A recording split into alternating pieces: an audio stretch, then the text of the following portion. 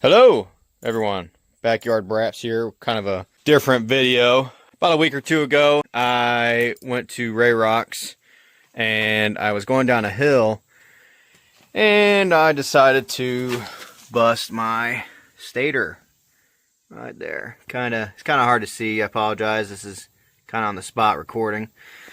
Like I said, a new type of video I'm trying out. So this is a 2024 KTM 450 SXF. I was literally maybe a week or two out from buying this skid plate, and I also bought a cover for this, and I also got a cover for the clutch cover on the other side. I was like a week or two out. Oh, my dirt bike looks weird like that in that wide view. It's like making it look like it's a mini. Anyways, yes, so I was a week or two too slow. So now I got a stator cover that's busted. KTM is like on back order to like November, which is wild. So I'm going to do some jerry rigging today with some JB Weld. I'm going to hopefully take this stator cover off, which I already have. Trying to push the impact back out so it doesn't have this indentation there. Like I said, it might be hard to see. Hopefully it doesn't have the indentation there, and I'll put some JB Weld on, a high temp JB Weld. And it'll be a temporary fix until I can get a stator cover, because not riding on beautiful days like today is upsetting me. So I'll get this off and then I'll chime back in with the video. So give me a second. Okay, so I got the skid plate cover off here loose because it was actually blocking my hardware here.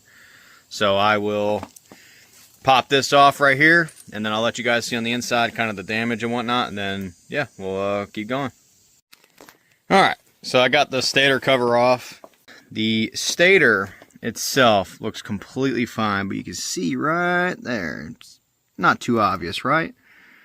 That is my problem. That was from a rock that hit the case and it pushed it in. And I was told by a KTM parts guy, he was kind of explaining it to me. He said that you can usually push those kind of back in a little bit, just make it a little bit smoother, not so, you know, rigid like that. Kind of push it back out, and you could put some JB Weld in there, and that's something I'm gonna try. I'm just gonna try it out, see if that works. If it does, great, it's a temporary fix. If it doesn't, not the end of the world. I did find a stator in between videos here on eBay. It's used, but it'll get me by until, either this will get me by until the used one comes in. If this doesn't, then the used one will get me by till I get a brand new one in. The used one looks fine. It's just normal wear and tear, scuffs on the exterior side of it, so nothing too bad, but a little temporary fix to a temporary fix to a permanent fix. So yeah, we'll give this a try, and I'm gonna take this stator out. I'll come back to you guys with this stator out, then we'll start the process of hopefully pushing this back out just a little bit, just to get a better seal with the JB Weld, and then we'll install it. Alright, stator is removed. There's the damage, a little bit easier to see. Pretty bad. Pretty bad. That was the stator cover, sorry. This is the stator, the mounting bracket for it. Wasn't too hard to get out, but hopefully that's repairable. Looks like we might have a chance. We'll see though. I'll let you guys see what I'm gonna do, and then I'll do it, and then when it comes to repairing this, and then if it works, great. If it don't, then we wait for the used part. Alright, update. I couldn't get the piece back in there that well. It still has like kind of a bulge to it. So I did get the JB Weld on there. I think I got a really good seal on the inside and outside. The outside looks really good too. I made sure to cover or make sure those those washer locations there for the screw holes. Make sure those are clear. I came in here, made sure this surface was clear. That mating surface was clear. So the only thing now is I need to decide whether I need to keep this off until tomorrow to verify it's dry, but I think I might just soft mount it just to prevent foreign contaminants getting in there, you know. So might just do that.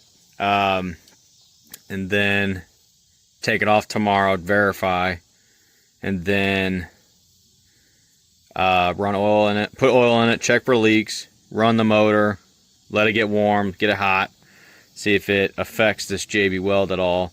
If it doesn't, then this is a good temporary fix for now, which means I can go riding tomorrow, which is, yeah, I want to go riding pretty bad, as you could tell, at any cost, right? So, yep, we're going to try this out, let it dry. I'm going to put it back together real quick, soft mount it. I'll let you guys see it soft mounted, and then I'll come back tomorrow. It'll be within seconds for you guys, but I'll come back tomorrow and double check it. Alright, let's try it. Okay, so I got the stator cover mounted back on, soft mounted. You see the screws are loose all the way around. Got the gasket in there too, just in case. So as I was installing it, I put it on and off a few times just to see if there's any of this JB Weld getting stuck on the flywheel inside there. There was, I don't know if that's because it's making contact, but when I put the gasket on, it seems like it gave the clearance enough to not make contact per se. So tomorrow when I pop it off, I'm going to check it again. I'm going to put it on and off a few more times and see if it's still making some type of contact. If not, great. If so, I'm going to have to probably Dremel the inside, which isn't a big problem, big deal, but you know, I would have to just redo everything I just did, which isn't in the world. So, but other than that, I am putting on some new levers because this is my front brake.